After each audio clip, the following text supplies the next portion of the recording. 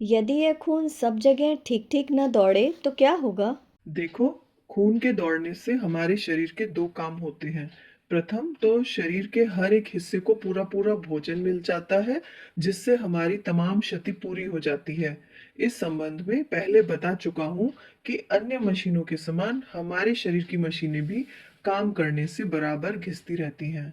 हम स्वयं चाहे कोई काम भी न करें, परंतु हमारे भीतर की मशीनों का काम नहीं रुक सकता।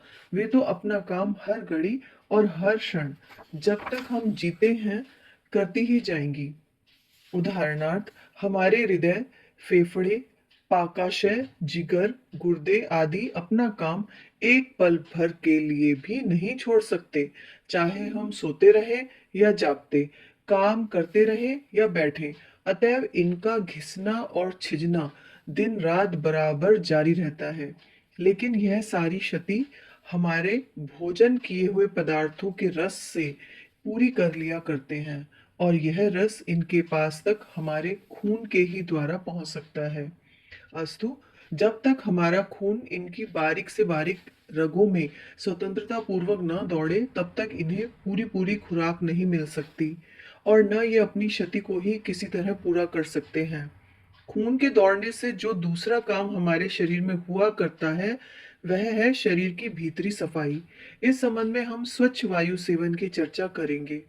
तब तुम्हें बतलाएंगे कि किस प्रकार हमारे भीतर की गंदगी खून के साथ शरीर के हर एक भाग से बहकर फेफड़ों में आती है, और फिर किस प्रकार कार्बोनिक एसिड गैस के रूप में वह श्वास के द्वारा बाहर निकाल दी जाती है।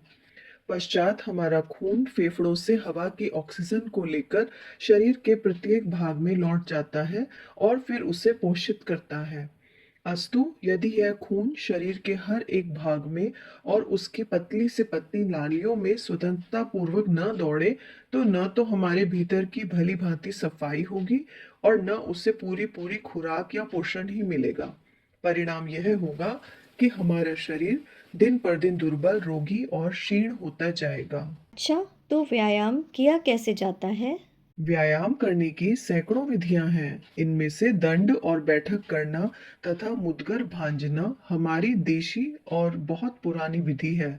आजकल की नई विधियों में डंबल और जिम्नास्टिक की कसरतें भी बहुत अच्छी हैं।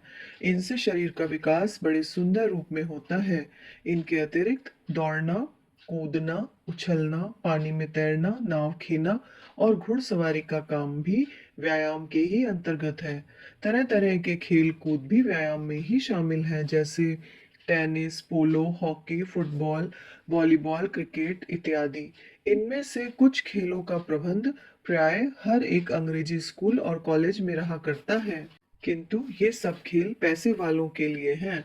हमारा हिंदुस्तानी कबड्डी का खेल एक ऐसा खेल है जिसमें कसरत और मन बहलाव तो उतना ही होता है जितना उपर्युक्त खेलों में, किंतु पैसा एक भी नहीं खर्च होता।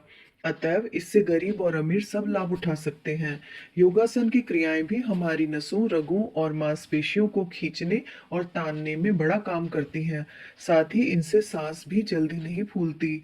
अलग अलग प्रकार के आसन अलग अलग अंगों के लिए उपयोगी बतलाए जाते हैं। इनमें से शीर्षासन की प्रशंसा सबसे ज्यादा है, किंतु कुछ लोगों को यह ठीक नहीं पड़ता। मैंने भी जब जब इसे आरंभ किया, तब तब सिर में कठिन पीड़ा पैदा हो गई। इसलिए मुझे तो सर्वांगासन और मयूर आसन ही ज्यादा अच्छे जचे। इनसे पेट, पीठ, छाती, टांगों और अंतड़ियों की कसरत बहुत अच्छी हो जाती है, किंतु प्रत्येक व्यक्ति को अपनी अपनी रुचि और सामर्थ्य के अनुसार अपने ढंग की कसरत स्वयं पसंद कर लेनी चाहिए। उद्देश्य सबका एक ही है, अर्थात शरीर का स्वास्थ्य। हाँ, कसरत चुनने में इस बात का ध्यान जरूर रहे कि शरीर की संपूर्ण मांसपेशियों पर या उसकी अधिक से अधिक मांसपेशियों पर जहां तक संभव हो जोर डाला जा सके, और यह जोर कभी आवश्यकता से अधिक न हो। वैसे तो हमारे प्रत्येक अंग का संबंध दूसरे अंगों के साथ इतना घनिष्ठ है कि किसी भी एक अंग के संचालन से दूसरे अंगों पर प्रभाव पड़ना जरूरी है। उदाहरण के लिए लोहार को केवल अपनी भुजाओं से काम लेना पड़ता है, किंतु फिर भी उसके हृदय और फेफड़ों का काम भी उससे बढ़ ही जाता है, और रक्त के संचालन में भी तेजी आ जाती है। जिससे शरीर की संपूर्ण क्रियाएं तेज हो जाती हैं। लेकिन भुजाओं की मांसपेशियों पर विशेष रूप से जोर पड़ने के कारण केवल उसी भाग का विकास अधिक होता है, शेष दूसरे भाग का उतना विकास नहीं हो पाता। अस्तु, आदर्श व्यायाम वह है जिससे शरीर के प्रत्येक भाग पर समान रूप से और उचित मात्रा में जोर पड़े और संपूर्ण शरीर का समान रूप से विकास हो। इस विचार से खुले मैदान में प्रातःकाल तेजी के साथ पैदल चलना सबसे अच्छी कसरत कही जा सकती है। इससे हाथ, पैर, छाती, पेट और अंतड़ियों का एक साथ और समान रूप से व्यायाम हो जाता है। साथ ही मैदान की स्वच्छ वायु के सेवन तथा प्रकृति के चित्र विचित्र दृश्यों को देखने से मन भी अत्यंत प्रफुल्लित और पवित्र हो जाता है।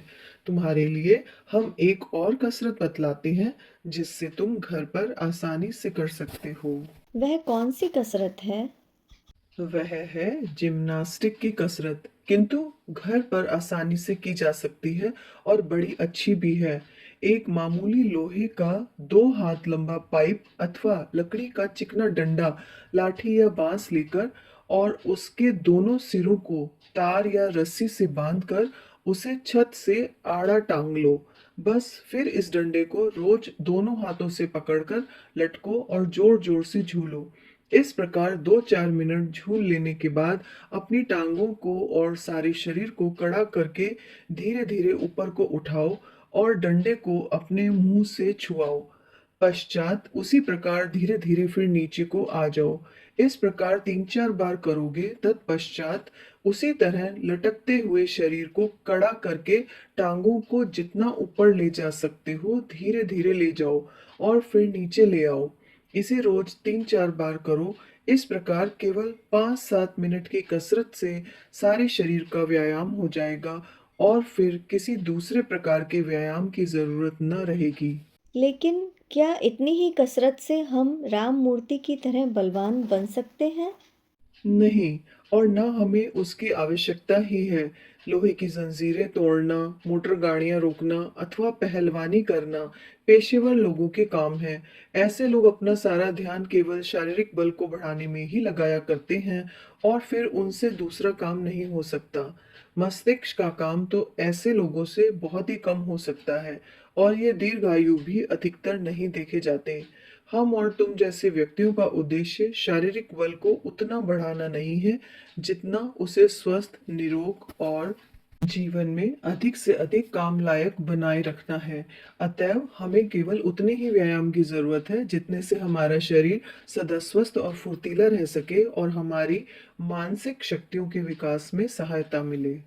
अच्छा, हमें कसरत करनी किस समय चाहिए? कसरत का सबसे अच्छा समय प्रातःकाल है। संध्या को भी वह की जा सकती है। अतः ऐसे समय में कठिन व्यायाम के लिए तबीयत नहीं होती। लेकिन सवेरे हो या संध्या, कसरत कभी भोजन के बाद तत्काल ही नहीं करने लगना चाहिए, नहीं तो लाभ के बजाय हानि ही उठानी पड़ेगी। भोजन के कम से कम 3-4 घंटे बाद ही कसरत की जा सकती है। इसके अतिरिक्त कसरत सदैव स्वच्छ और खुली हुई हवा में करनी चाहिए। बंद कोठरी में अथवा गर्द या धुएं से भरी हुई हवा में कसरत करना सदैव हानिकारी सिद्ध होती है। समझ गया।